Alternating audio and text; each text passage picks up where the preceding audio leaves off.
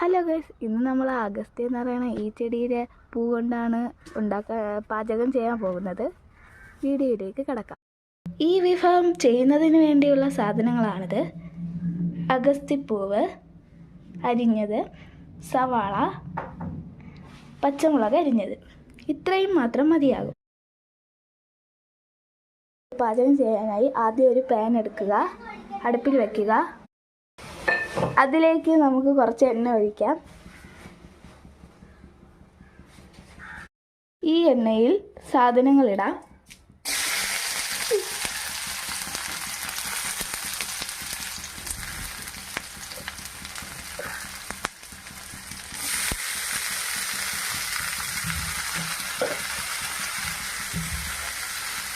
അതിനുശേഷം ഇത് മിക്സ് ചെയ്തുകൊണ്ടേയിരിക്കാം.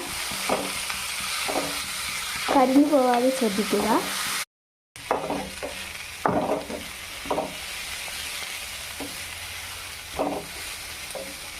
ഈ ഒരു പരുവമാകുമ്പോൾ നമുക്ക് ഉപ്പിട്ട് കൊടുക്കാം. ആവശ്യത്തിന് ഉപ്പിട്ട് കൊടുക്കാം.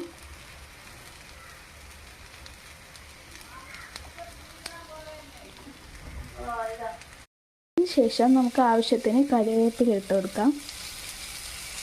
അപ്പോൾ ഗൈസ്, ഇതാണ് നമ്മുടെ റെസിപ്പി: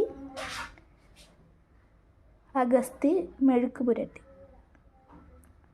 അടുത്ത വീഡിയോയിൽ വീണ്ടും കാണാം. ബൈ.